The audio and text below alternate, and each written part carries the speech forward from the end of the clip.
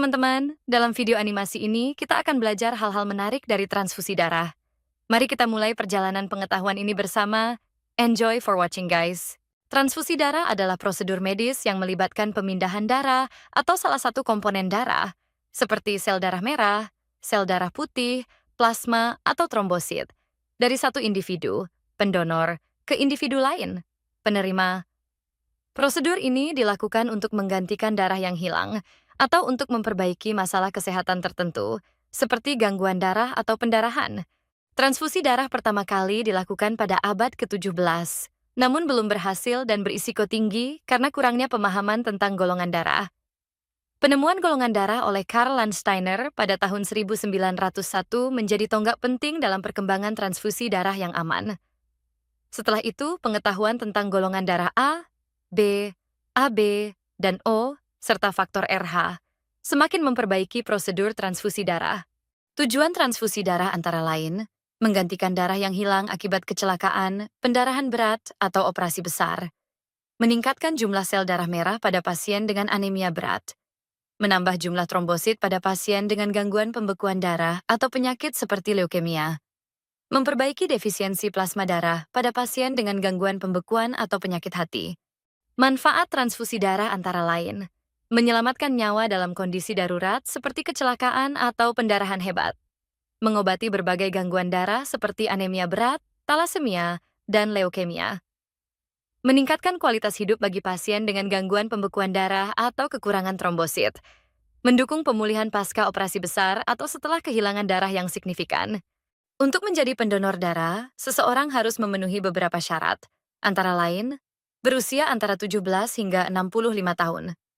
Memiliki berat badan minimal 45 kg.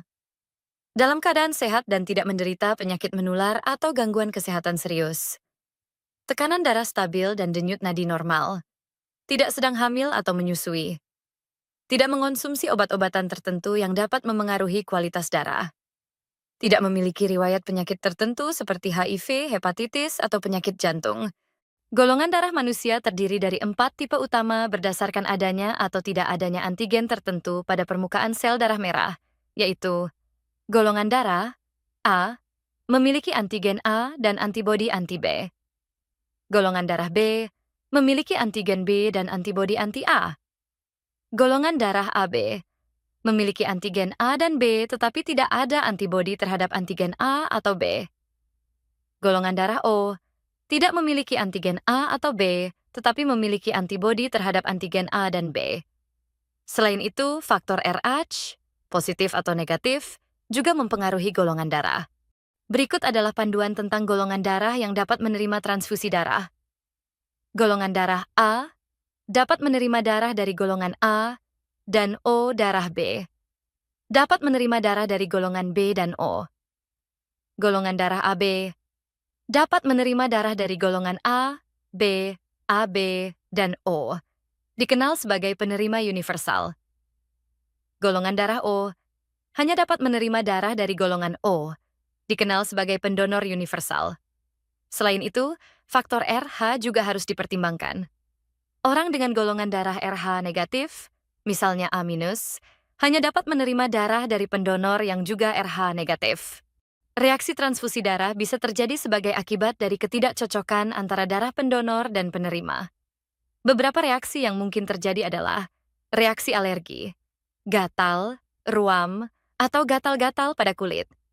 Reaksi hemolitik akut, pemecahan sel darah merah yang dapat menyebabkan demam, nyeri punggung, atau bahkan kerusakan organ. Demam pasca transfusi, kenaikan suhu tubuh setelah transfusi darah yang tidak berbahaya, tetapi bisa menandakan adanya reaksi imun. Overload volume cairan. Jika transfusi terlalu banyak, bisa menyebabkan kelebihan cairan dalam tubuh, yang mempengaruhi jantung dan paru-paru. Reaksi transfusi darah sangat jarang terjadi berkat pemeriksaan golongan darah dan proses pencocokan yang ketat sebelum transfusi dilakukan. Semoga apa yang kita pelajari dari video animasi tersebut dapat menambah wawasan teman-teman sekalian dan bisa memberi manfaat. Terima kasih sudah menonton, sampai jumpa di video berikutnya.